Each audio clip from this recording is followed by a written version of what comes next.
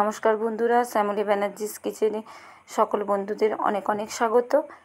তো চলো আজ আমি ভিনিগার বানিয়ে দেখাবো একদম সহজভাবে। বাড়িতে থাকা কয়েকটা উপকরণ দিয়ে অনায়াসে কিন্তু আমরা ভিনিগার এভাবে বাড়িতে তৈরি করে রেখে দিতে পারি। তো কিভাবে বানাচ্ছি ভিনিগারটা সেটা প্রথম থেকে শেষ অবধি দেখার অনুরোধ রইল। তো এখানে আমি 600 ml মতো জল নিয়েছি, আর এই একটা বোতলে মাপ করে নিয়েছি, কারণ মাপটাই মেন জিনিস তৈরি করার জন্য। তো মাপটার জন্য আমি একটা বোতলের মধ্যে ভরে নিয়েছি, তো একটু কম নিয়েছি, 600 ml মতো জলটা নিলাম। এবার এই জলটাকে আমাকে ফুটিয়ে নিয়ে প্রায় 30% মতো কম করে নিতে হবে। তো কড়াইটার মধ্যে আমি ফুটিয়ে নিয়ে দেখাচ্ছি আপনাদেরকে। আর দুটো লেবু এভাবে টুকরো টুকরো করে কেটে নিয়েছি। তো এভাবে জলটা কমে দেখুন অনেকটা কমে গেছে।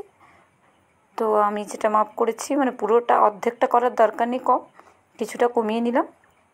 এবার জলটাকে খুব একটা ঠান্ডা হয়নি, গ্যাসটা আমি কিন্তু বন্ধ করে দিয়েছি, এর চেয়ে বেশি কিন্তু ফোটাবো না জলটা।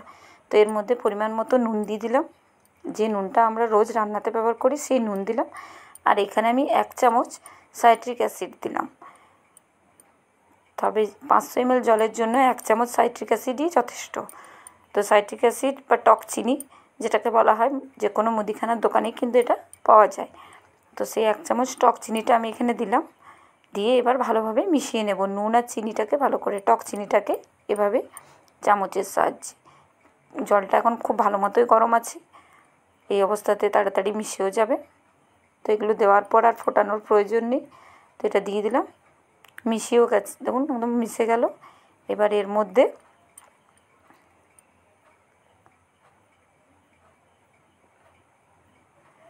এই যে জলটা হালকা এখনও ভালো মতোই গরম আছে। এবার লেবুগুলো এভাবে নিগড়ে নিগড়ে রসটা দিয়ে দেব। আর 500 ml জলের জন্য 2টো লেবু লাগবে আমার। তো এভাবে নিগড়ে, আপনারা চাইলে একবারে নিগড়ে রসটা বের করেও এখানে কিন্তু দিতে পারে। তো আমি দেখানোর সুবিধার জন্য এভাবে নিগড়ে নিগড়ে রসটা বের করে দিচ্ছি। আর অনেক সময় যদি লেবুতে রসটা কম থাকে সেক্ষেত্রে কিন্তু লেবুর পরিমাণটা একটু বাড়িয়ে দেবেন। এবার লেবুর রসটা দেওয়ার পর আবারও ভালোভাবে মিশিয়ে নিলাম আমি।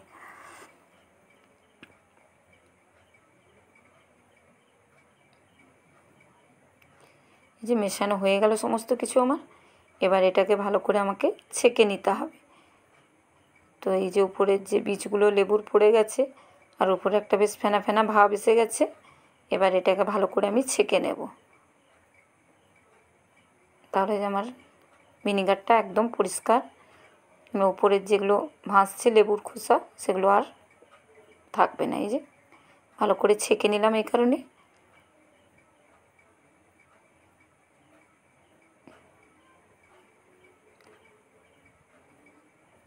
ছাঁকা হয়ে গেল। এবার এটাকে আমি 1 থেকে 1.5 ঘন্টা ঠান্ডা হতে দেবো, তারপর আমি কিন্তু দেখাবো আপনাদেরকে। এই যে একটা ভিনিগারের কৌটাও নিয়ে নিয়েছি, এই কৌটোটার মধ্যে আমি এটা ভরে দেখাবো। তো এবার আমি এটাকে ঠান্ডাও করে নিয়েছি। তো আরও একবার আমি ছেঁকে নিলাম ভালো করে, কারণ এর মধ্যে যদি আরও কিছু থেকে যায় সেটাও একদম ছাঁকা হয়ে যাবে। আর এভাবে করে আপনারা কিন্তু ফ্রিজে বা নর্মাল ফ্রিজে ছাড়াও কিন্তু এটাকে সংরক্ষণ করে রেখে দিতে পারেন। এটা কিন্তু অনেক দিন পর্যন্ত ভালো থাকবে। দেখুন একদম রেডি হয়ে গেল ভিনিগার। বাড়িতে থাকা কয়েকটা উপকরণ দিয়ে অনায়াসে এভাবে অনেকটা পরিমাণ ভিনিগার কিন্তু আপনারা তৈরি করে নিতে পারেন। দেখুন কেমন লাগলো অবশ্যই কমেন্ট করে জানাতে ভুলবেন না। আর যারা ফেসবুক থেকে দেখছেন তারা অবশ্যই পেজটাকে ফলো করার অনুরোধ রইল সকল বন্ধুদের। তো দেখুন কতটা সুন্দর আর কত তাড়াতাড়ি ঝটপট কিন্তু বাড়িতে অনায়াসে কিন্তু এটা তৈরি করা হয়ে যায় ভিনিগারটা।